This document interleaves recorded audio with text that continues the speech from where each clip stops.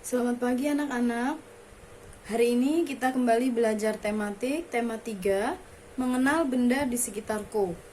Nah, minggu ini kita akan mempelajari subtema 3. Perubahan wujud benda.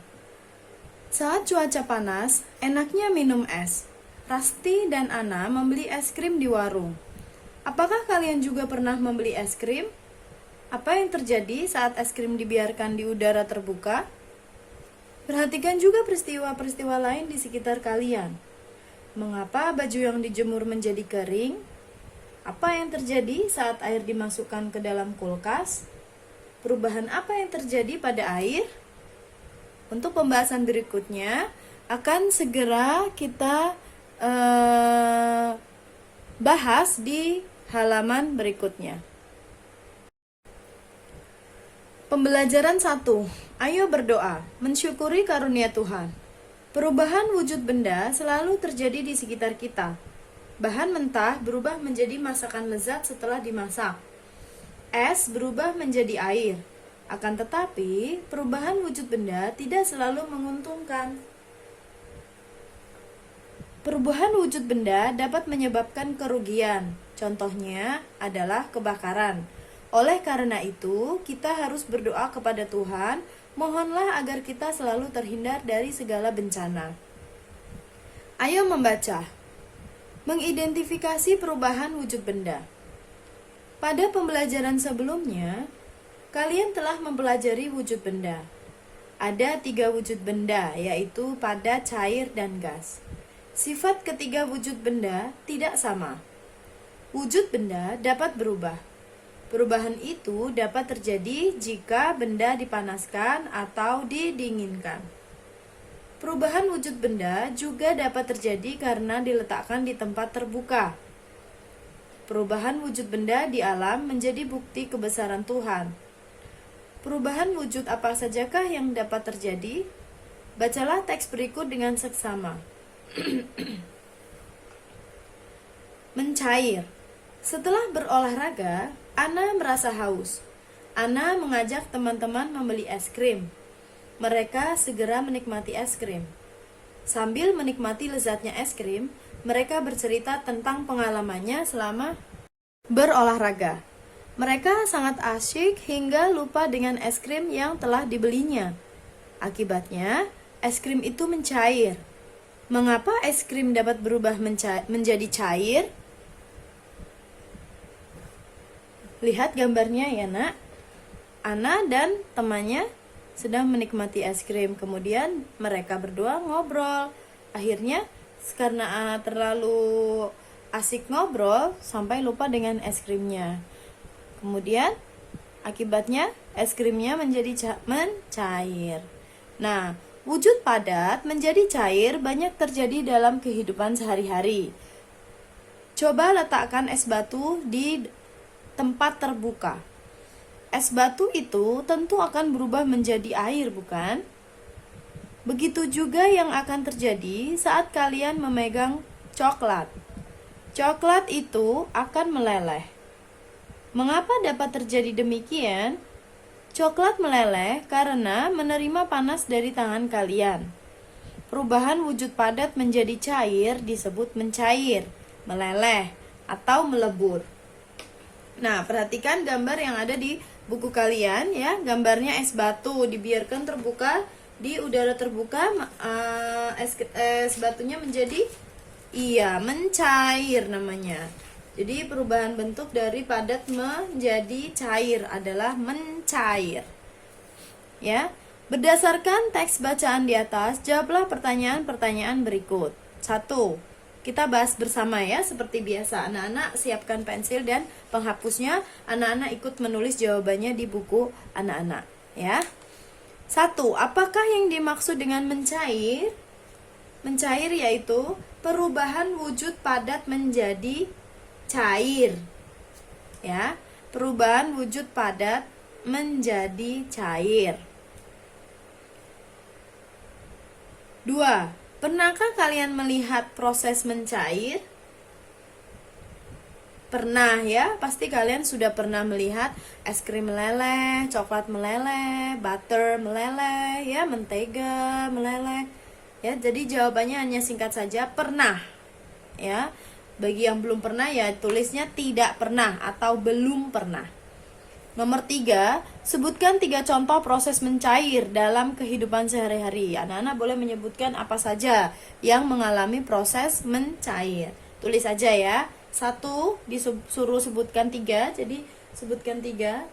Es krim, ya, es krim jika dibiarkan di udara terbuka akan mencair, es krim ya. Kemudian es batu sama. Es batu jika dibiarkan akan berubah menjadi cair, dibiarkan di udara terbuka.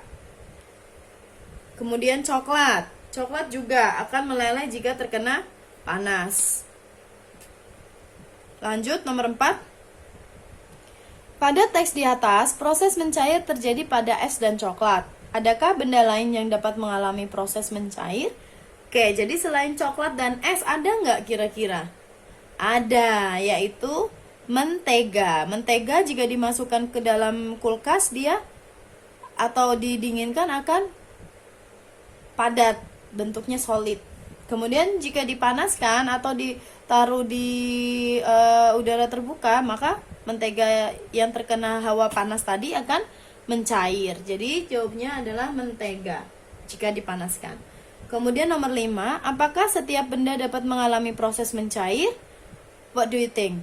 Benar nggak setiap benda akan mengalami mencair? Tidak, ya. Contohnya apa? Pensil. Pensil bisa nggak mencair? No, no ya, tidak bisa. Oke, paham ya? Lanjut kita ke halaman 119. Ayo mencoba. Membuktikan proses mencair. Benda padat akan mencair jika terkena panas.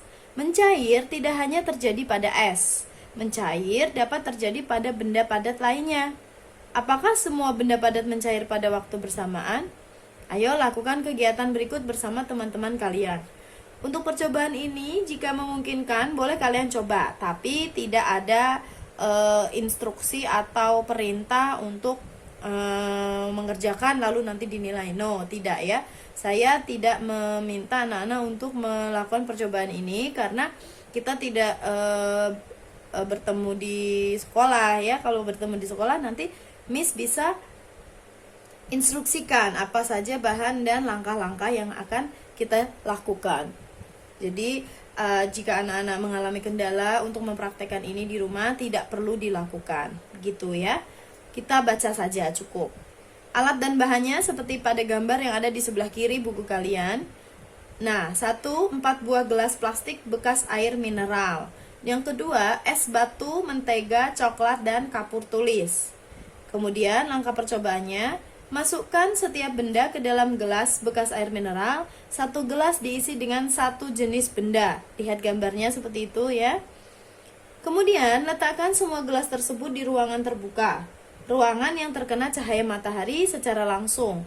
Lalu diamkan selama 10 menit. Sambil diamati apa yang akan terjadi. 3. Tulis hasil pengamatan kalian dengan format sebagai berikut. Ya, kita akan lihat di halaman 120. Oke, di halaman 120 anak-anak diminta untuk menuliskan hasil pengamatan dan juga kesimpulan. Karena kita tidak praktek secara langsung, jadi tidak perlu ditulis. Hasil pengamatan dan kesimpulan ini tidak perlu ditulis. Ya, tidak perlu dikerjakan. Nah, kemudian yang ayo menambah wawasan, anak-anak bisa baca sendiri untuk menambah wawasan kalian. Ya, Miss ingatin kembali bahwa materi yang ayo menambah wawasan tidak perlu dihafalkan. Itu hanya perlu dibaca 1 kali, 2 kali saja sudah cukup. Karena tidak akan keluar pada saat penilaian harian, ya. Karena sifatnya yang menambah wawasan ini hanya menginformasikan saja kepada anak-anak, tidak untuk dihafalkan. Begitu ya, jelas ya. Kemudian kita lanjut ke materi berikutnya yang ayo mengamati. Mengidentifikasi satuan berat baku. Pernahkah kalian makan coklat? Umumnya anak-anak suka dengan coklat. Coklat mudah meleleh jika diletakkan di tempat terbuka. Perhatikan 3 kemasan coklat berikut. Ya, jika anak-anak perhatikan, ukurannya tidak sama ya. Ada yang besar, ada yang kecil, ada yang sedang ya. Manakah coklat yang paling berat? Diskusikan dengan teman sebangku. Nah, tentu yang paling besar. Tapi untuk membuktikan apakah benar yang besar ini lebih berat, kita perlu untuk menimbangnya dengan alat timbang. Iya. Oke. Kemudian kita lanjut pembahasan di halaman 121. Ana akan berulang tahun. Ia ingin mengundang teman-temannya. Ana ingin merayakan ulang tahunnya di rumah. Ibu ingin membuat kue coklat kesukaan Ana. Perhatikan bahan untuk membuat kue coklat berikut. Nah, bahan-bahannya sudah tertulis di buku kalian ya. Ya, yang backgroundnya warna kuning. Oke. Bahan-bahannya adalah tepung terigu 200 gram, coklat batang 300 gram, coklat bubuk 75 gram, susu segar 200 ml, mentega 200 gram, telur ayam 6 butir, gula pasir 250 gram, garam setengah sendok teh. Garam ya, setengah 1 sendok teh. SDT itu adalah 1 sendok teh. Sendok teh itu yang mana? Tahu sendok makan? Nah, itu biasa disingkat dengan SDM, 1 sendok makan. Kalau SDT adalah 1 sendok teh, itu ukurannya yang lebih kecil. Sendok yang kecil, ya. Lalu baking powder 1 sendok teh. Paham? Oke. Kemudian ada pertanyaan di bawahnya. Berdasarkan resep di atas, jawablah pertanyaan-pertanyaan berikut. 1. Satuan baku adalah satuan standar yang diakui di masyarakat, yang diakui secara umum. Kemudian, tuliskan satuan baku yang digunakan pada resep di atas. Satuan baku itu yang benar-benar ditimbang, yang benar-benar ukurannya itu tepat. Jadi tidak kira-kira gitu. Tepat. Mau pakai timbangan manapun yang namanya 200 gram, itu ukurannya akan segitu gitu maksudnya. Paham ya? Kalau 1 sendok teh nih, misalkan yang sendok teh ini yang tidak baku.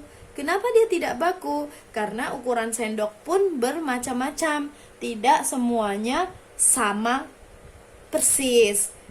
Sendok makan pun ada yang cekung, ada yang agak flat. So, dalam 1 sendok itu ukuran bahan itu akan tidak sama, itu relatif. Makanya dinamakan satuan yang tidak baku.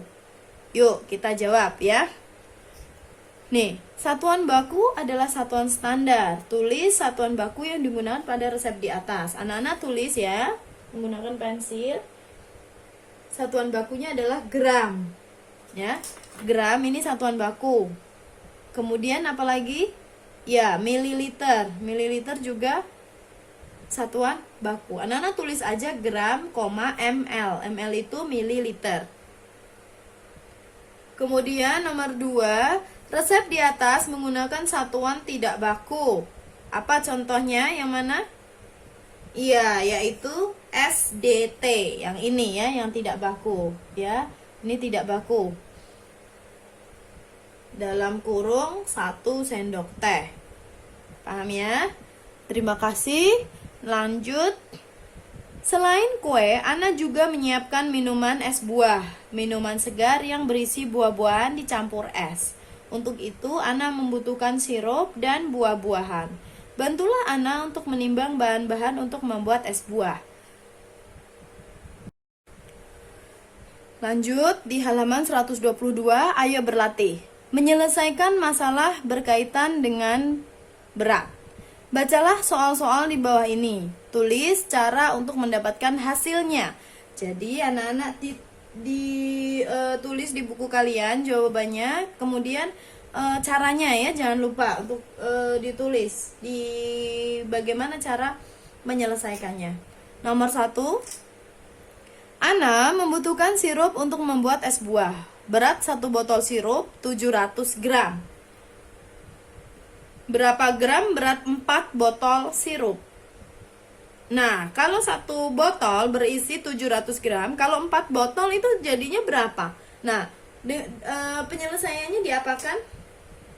Iya, botolnya ada 4, satunya 700 gram, berarti 700 gram, 700 gram, 700 gram, 700 gram, sama dengan 4 kali 700 gram.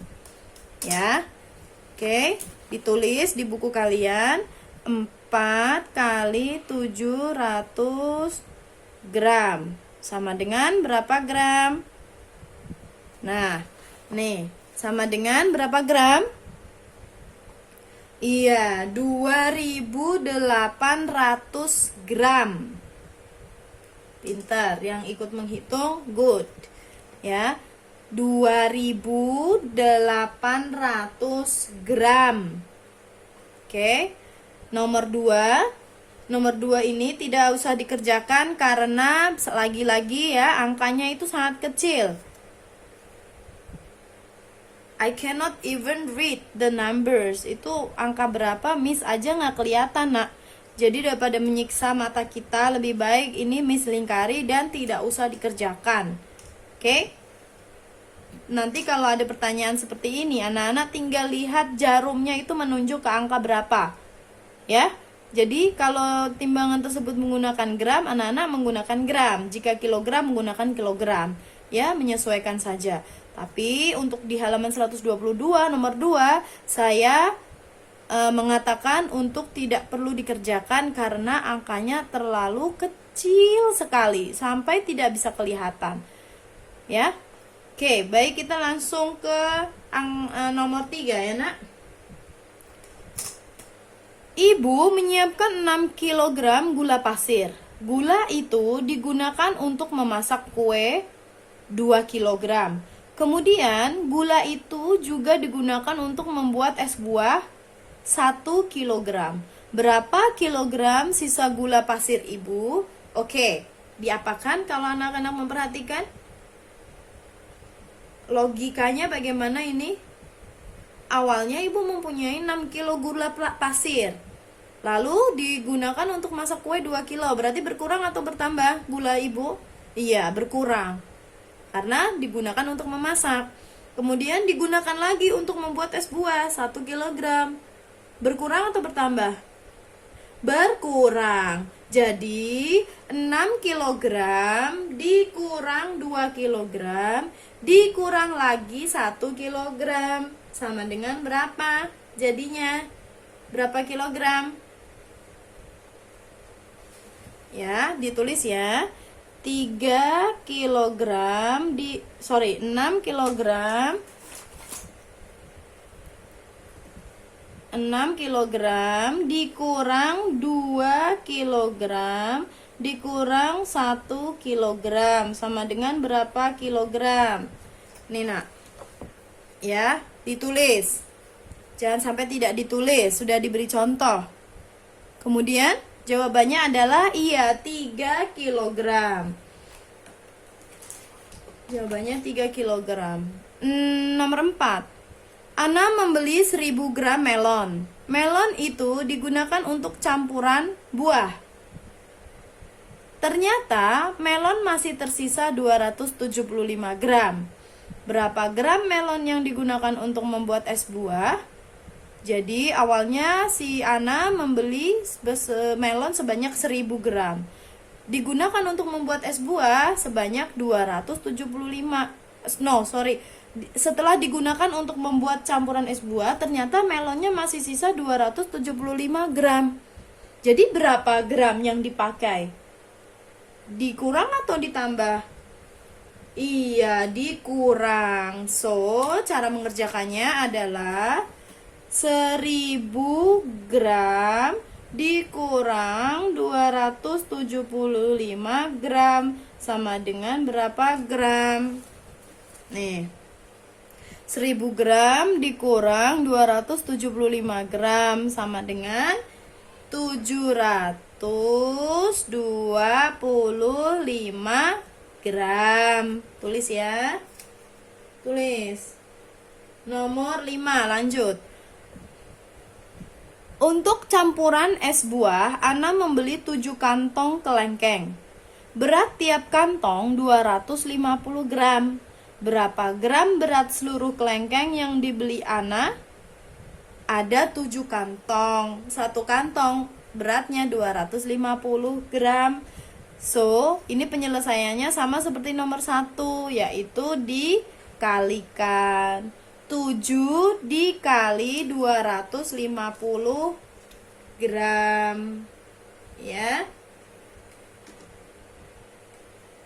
Hitung. Coba anak-anak yang hitung. Tulis dulu ya, caranya adalah dengan dikali 7 dikali 250 gram sama dengan berapa gram? Nih. Ya, jawabannya berapa? Siapa yang sudah ketemu? Iya, 1750 gram. Good, pinter. Tulis jawabannya ya, Nak. Jika tertinggal, boleh nonton lagi video dari saya. Oke, pembahasan berikutnya yaitu akan membahas tentang garis dan warna di halaman 123. Ayo mengamati jenis garis dan warna. Apakah anak-anak suka minum es buah? Minum es buah terasa segar apalagi saat cuaca panas. Bagaimana bentuk es? Es adalah air yang membeku.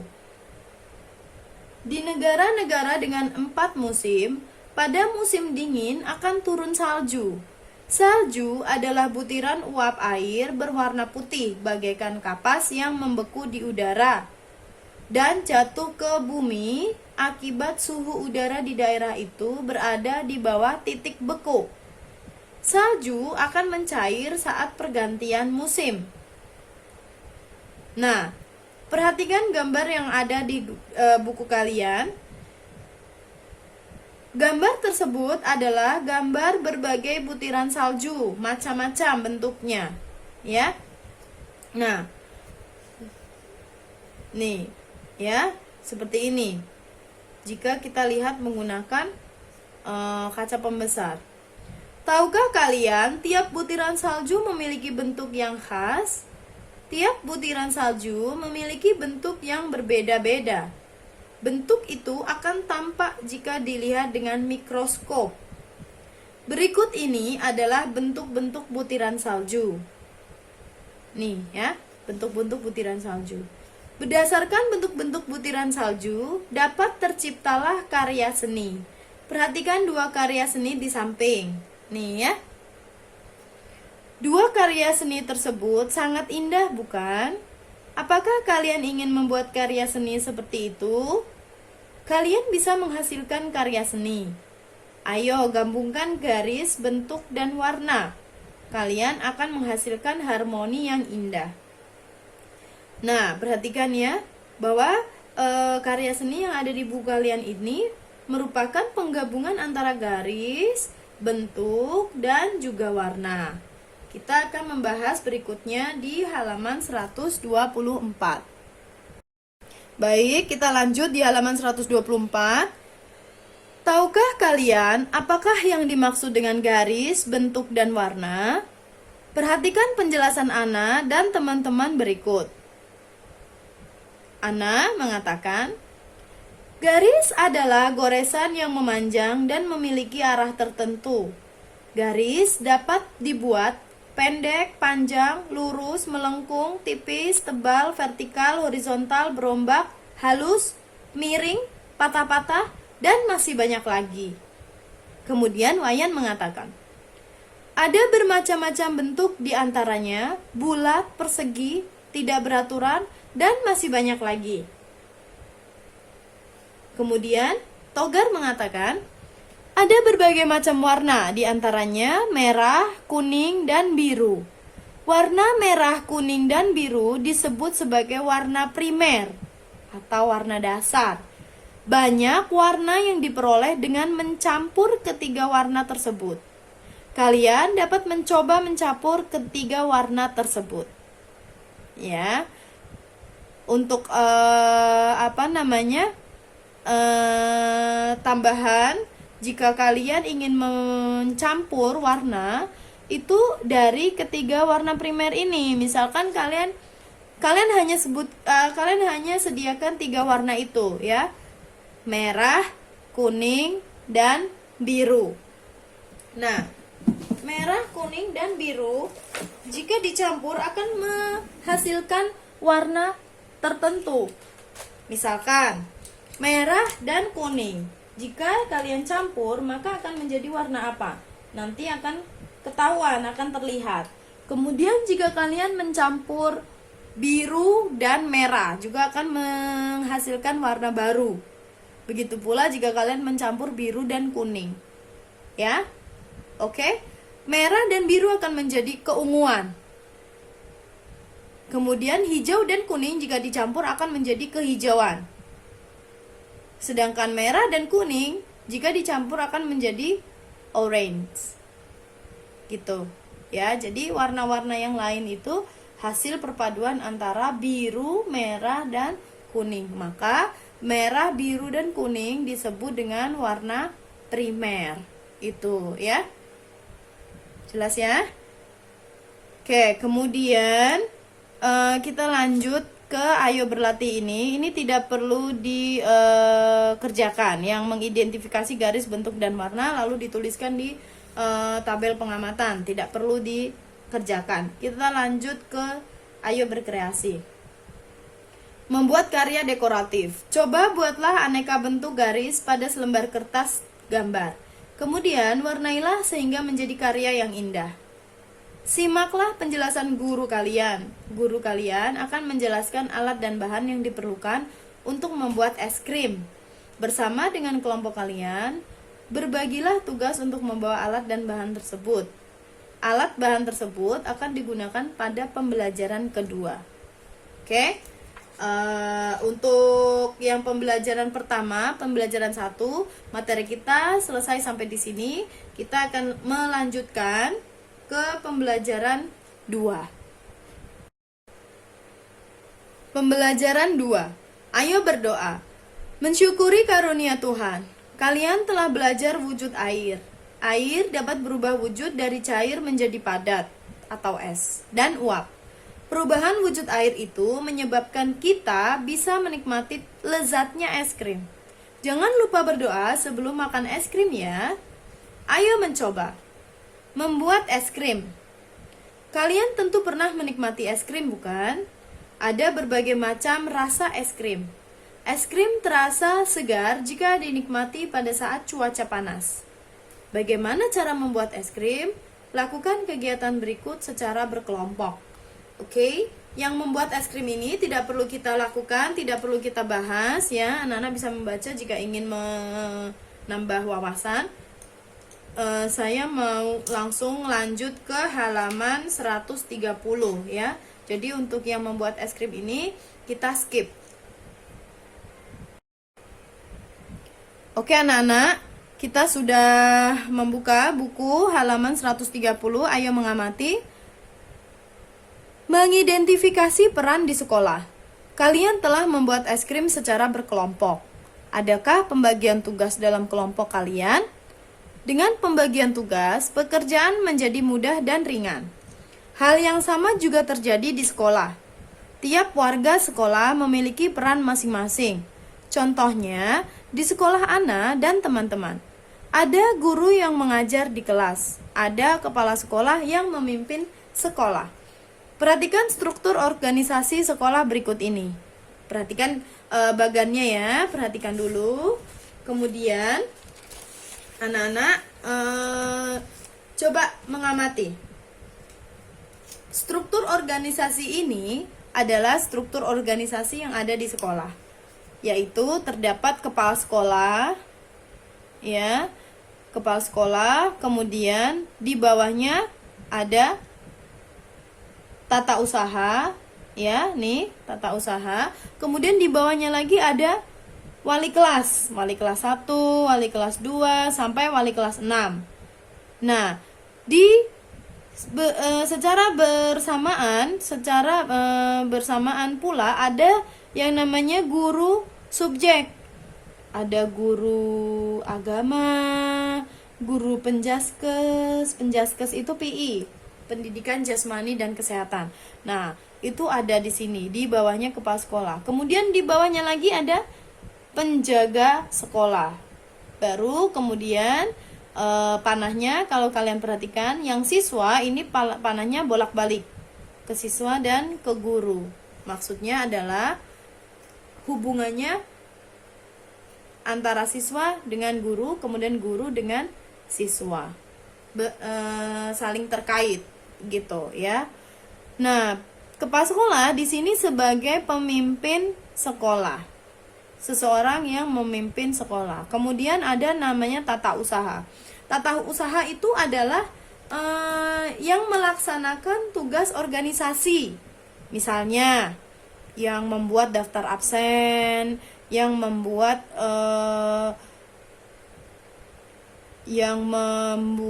biodata anak-anak, menginput ke komputer, kemudian yang membuat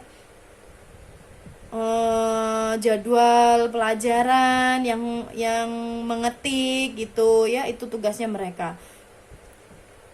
Kemudian untuk yang wali kelas, yaitu membimbing dan mengajar siswa dalam mewujudkan disiplin.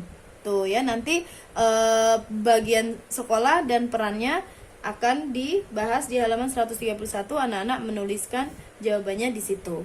Itu ya. Kemudian yang untuk penjaga sekolah, misalkan memastikan kondisi sekolah aman, tentram, damai, itu adalah tugas beliau. Nah, untuk yang berikutnya, ayo mencari tahu struktur organisasi sekolah. Secara berkelompok, carilah informasi tentang peran-peran yang ada di sekolah.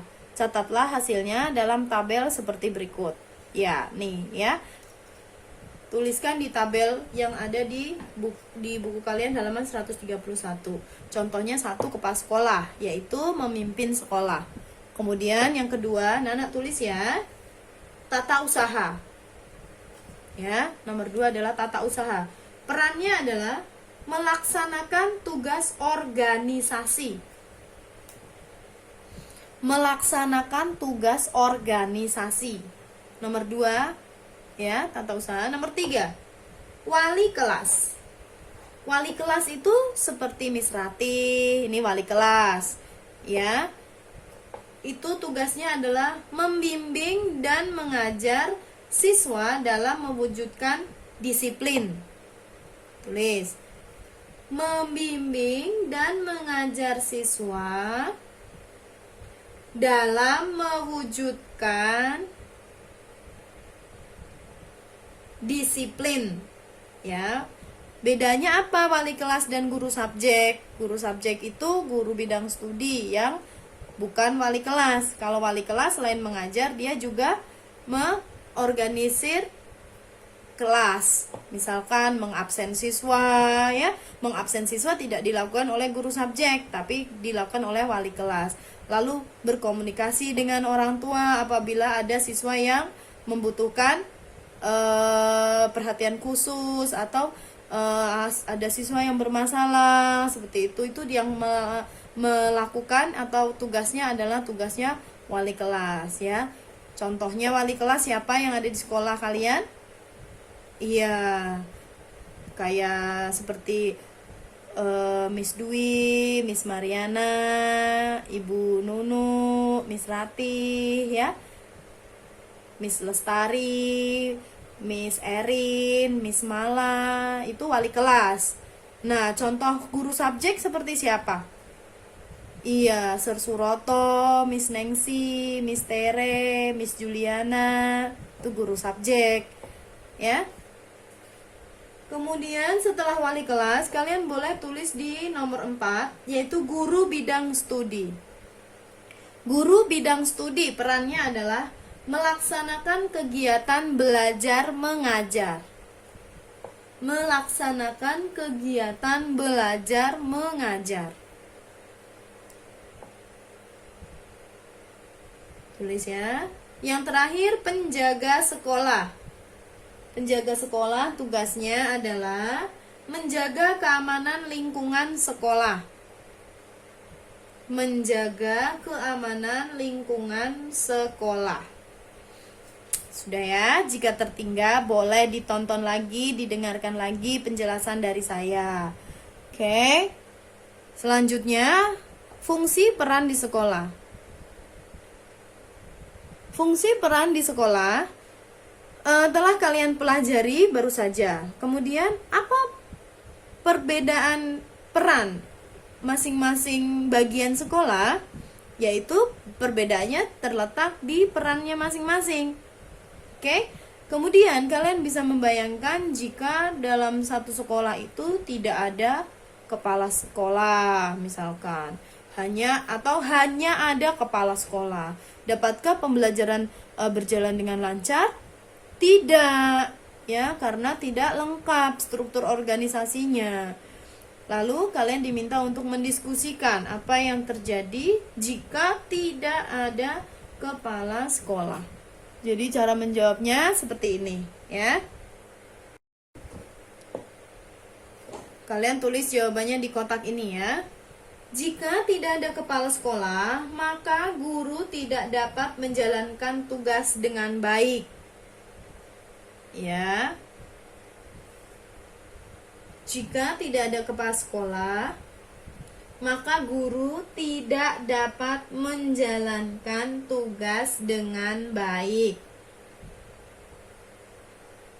Kemudian, selain itu, peserta didik atau siswa tidak dapat perhatian dan himbauan penting. Jadi selama ini jika kalian mendapatkan informasi-informasi mengenai libur, mengenai sekolah online dari tanggal berapa sampai tanggal berapa, lalu informasi ujian, itu semuanya dari kepala sekolah. Jika tidak ada kepala sekolah, maka anak-anak tidak mendapatkan perhatian dan juga tidak akan mendapatkan himbauan-himbauan penting. Itu maksudnya, gitu ya. Jelas ya? Boleh ditonton lagi videonya jika belum jelas. Kemudian selanjutnya kita lanjutkan ya. Kalian telah mengetahui bahwa ada pembagian peran di sekolah. Pembagian peran juga dilakukan pada saat bermain, misalnya sepak bola. Saat bermain sepak bola, ada yang berperan sebagai penjaga gawang atau goalkeeper. Lalu pemain belakang atau defender dan penyerang. Penyerang ini dalam bahasa Inggris namanya striker. Ada juga yang berperan sebagai kapten. Nah, semua harus bekerja sama. Dengan bekerja sama akan dihasilkan permainan yang baik, yang terbaik. Apa bedanya kapten dengan pemain yang lain? Pak kapten itu biasanya di lengannya, di lengan tangannya itu ada bannya, ada kayak ban itu sebagai tanda bahwa dia itu adalah kapten dalam tim tersebut. Biasanya ada tulisannya C, captain. Nah, bedanya apa dengan peran pemain yang lain? Captain ini di sini sebagai ketuanya gitu, kayak pemimpinnya dalam satu tim. Nanti dia yang atur-atur gitu, temennya untuk menyerang atau untuk bertahan gitu, atau untuk selalu bersiap dari serangan lawan, kayak gitu ya, fungsi kapten. Kemudian banyak orang senang bermain sepak bola. Mari kita pelajari teknik menendang bola. Sebelum bermain, lakukan pemanasan dengan membentuk lingkaran. Nah, untuk pembelajaran berikutnya, yaitu mengenai PI, akan dijelaskan oleh Mr. Reza. Oke? Kita lanjut di halaman 132, 133. Nah, ini adalah muatannya PI. Jadi anak-anak boleh membaca, ya, boleh membaca. Nanti untuk prakteknya atau untuk pembelajarannya akan disampaikan secara lebih lengkap oleh guru kalian, yaitu Mr. Reza. Ada yang ayo mencoba. Kemudian kegiatan bersama orang tua, diskusikan peran kalian di sekolah bersama dengan orang tua. Mintalah nasihat orang tua agar kalian dapat menghormati semua peran yang ada di sekolah. kalian harus ingat bahwa semua peran memiliki fungsi yang penting. Jadi yang struktur organisasi tadi semuanya berfungsi sangat penting, sama pentingnya. Jika tidak ada salah satu, maka tidak akan berjalan dengan maksimal. Maksudnya seperti itu. Jadi yang kegiatan bersama orang tua cukup kalian baca saja, ya, tidak ada penilaian. Jadi untuk tematik yang materi hari ini tidak ada yang difoto, tidak ada yang disubmit karena semua sudah dibahas dalam video. Anak-anak tinggal mengikuti, menjawab di buku tematik. Itu ya. Terima kasih telah menonton video, telah menyaksikan pembelajaran hari ini. Semoga anak-anak paham. Jika belum paham, boleh disampaikan kepada gurunya pada saat Google Meeting. Kemudian boleh juga ditonton lagi videonya sampai anak-anak benar-benar memahami. Terima kasih atas perhatiannya. Sampai jumpa di video berikutnya. Bye-bye.